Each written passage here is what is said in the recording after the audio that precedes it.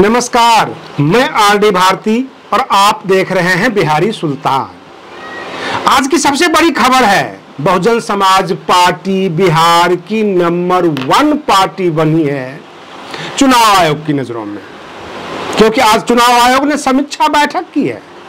अंदर की खबर बता रहा हूं, बहुजन समाज पार्टी बिहार की नंबर 1 पार्टी, और कुछ पार्टियों को तो बैठने की इजाजत भी नहीं दिया समीक्षा बैठक में, क्योंकि अब अधिसूचना जारी होना है, आचार संहिता लगेगा। बिहार में विधानसभा का चुनाव है और इस बार बसपा बिहार में खेल बिगाड़ने वाली है। बिल्कुल सही बता रहा हूं, कैसे नंबर 1 बनी है, और इससे हमारी टीवी चैनल मीडिया जगत को इससे सीख लेनी चाहिए। अगर आप हमारे चैनल पर आ गए हैं, बिहारी सुल्तान चैनल पर यूट्यूब पे आ गए हैं, तो 5 मिनट रुककर बड़ी बड़ी खबरें सुन लीजिए बसपा के बारे में। लखनऊ में 9 अक्टूबर की जो रैली है, डॉक्टर उदित राज भाजपा के ऊपर आरोप लगा रहे हैं और भाजपा बसपा का रास्ता रोक रही है। मैं पूरा क्लियर कर दूंगा, क्योंकि डॉक्टर उदित राज और बाकी जितने भी कांग्रेस भाजपा हर दल में जो SC ST नेता हैं, मैं उनको दलित नेता इसलिए नहीं कहूंगा कि SC ST शब्द जो है ये संवैधानिक है। बिहार में यही लोग कभी हरिजन कभी बहुजन तरह तरह की बातें करते हैं, लेकिन हमारा ये सर्टिफाइड बिहारी सुल्तान चैनल, न्यूज चैनल सर्टिफाइड है। हम संवैधानिक शब्द का ही प्रयोग करेंगे और वहां होता है SC ST। तो जाहिर सी बात है, SC ST की सबसे बड़ी पार्टी बहुजन समाज पार्टी और उसकी राष्ट्रीय अध्यक्ष बहन मायावती जी, जो आयरन लेडी मानी जाती हैं, बिहार में आज चुनाव आयोग ने समीक्षा बैठक की। समीक्षा बैठक में बिल्कुल कड़े रूप से उन्होंने कह दिया कि जो राष्ट्रीय पार्टी है वो फर्स्ट रो में आ जाइए, उसके बाद क्षेत्रीय पार्टी और बाकी दलों से भी हम विचार विमर्श करेंगे कि कैसे कैसे चुनाव करवाना है।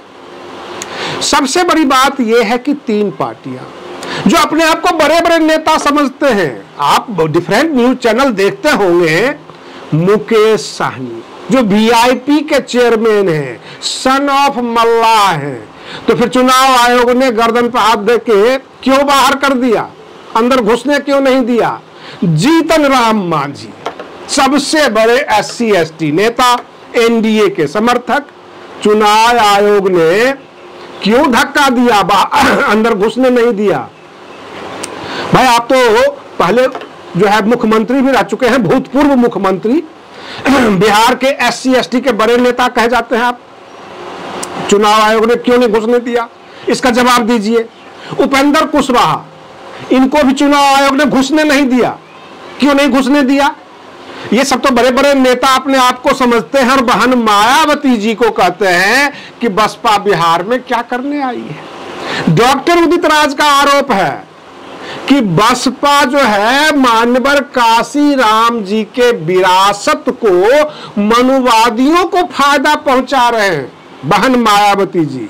अब आपको ले चलते हैं थोड़ा सा बिहार, वहां पे इंजीनियर रामजी गौतम जो नेशनल कोऑर्डिनेटर और बिहार प्रभारी हैं, बिहार की जनता ने उनको घेर लिया, और घेर इसलिए लिया, कहा जिस हिसाब से आप रैलियां कर रहे हैं, जिस हिसाब से आप सर्वजन हिताय का नारा दे रहे हैं, तो चुनाव के बाद भी आप रुकोगे या नहीं।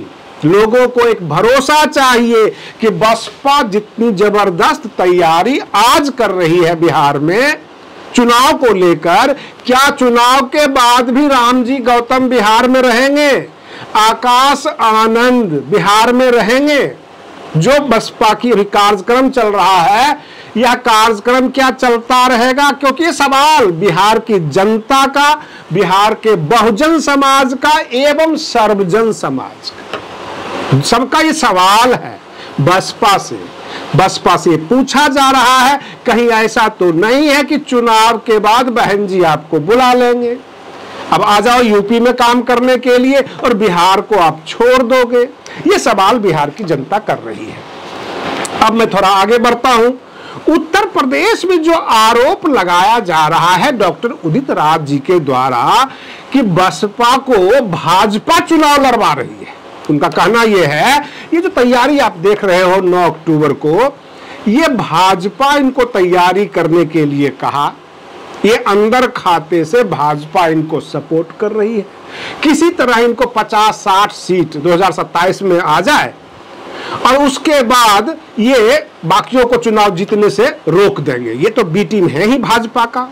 अब मैं भाजपा की कहानी बता देता हूं। बहुत सारी ट्रेन 8 तारीख से लेकर 12 तारीख तक कैंसिल है जो कि लखनऊ जाने वाली है। भाजपा बसपा के जितने भी कार्यकर्ता हैं जो 9 अक्टूबर को जाएंगे उनको रोकने के लिए बहुत सारी ट्रेन कैंसिल कर दिया, बहुत सारे गाड़ियों के यूपी रोडवेज के ब्रेक डाउन का बोर्ड लगा दिया, जो है रूट डाइवर्ट कर दिया। उनके तर्क ये होते हैं कि ये भीड़ भाड़ को देखकर और भी बहुत सारी समस्याएं हैं इसलिए हमने रूट डाइवर्ट किया। तो फिर भाई आम जनता जो 9 अक्टूबर को मानवर काशी राम जी के परिनिर्वाण दिवस पर पुण्यतिथि पर शिरकत करने के लिए जा रहे थे, वो जाएंगे कैसे? रोडवेज आपने ब्रेक डाउन किया हुआ है, जो ट्रेन है उसको या तो कैंसिल कर दिया अथवा रूट डाइवर्ट कर दिया। आपका कहने का मतलब यह कि भाजपा नहीं चाहती है कि इतने लोग लखनऊ घुसे। बहुत बड़ा आयोजन है। कांग्रेस ने अपने नेताओं को लगा दिया है ताकि बहुजन समाज पार्टी को बदनाम किया जाए। और उधर चुनाव आयोग ने क्या किया, जब समीक्षा बैठक ले रहा था तो बसपा के पदाधिकारियों को पहली लाइन में बिठा लिया, क्योंकि राष्ट्रीय पार्टी आप मात्र 6 रह गए हैं, तो 6-7 आदमी को आगे बिठाकर जो है वो बात करना था उनको। अब उन आलोचना करने वाले के पास क्या जवाब है? मैं आम जनता से, अपने दर्शकों से ये जानना चाहता हूं, क्या चुनाव आयोग की तरह हमारे देश की मीडिया, टीवी चैनल्स बसपा के प्रवक्ताओं को पहली लाइन में जगह देंगे? क्या उनसे सवाल जवाब करेंगे?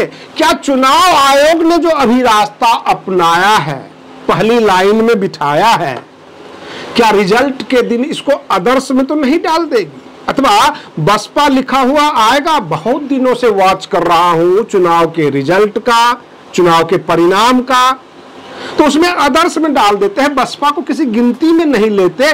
तो आखिर वह कारण क्या है कि बसपा अब पहली लाइन में बैठेगी? बहुत सारे परिवर्तन हो रहे हैं। बसपा के कार्यकर्ताओं को अब ताकत भी मिलेगी, थाना में सुना भी जाएगा, सरकार भी सुनेगी, क्योंकि बसपा अब ताकत में आ रही है। बहन मायावती जी के बारे में कहा जाने लग गया है कि अब वो जाग चुकी है, अब वो बाहर निकलती है, अब उन्होंने ध्यान देना शुरू कर दिया।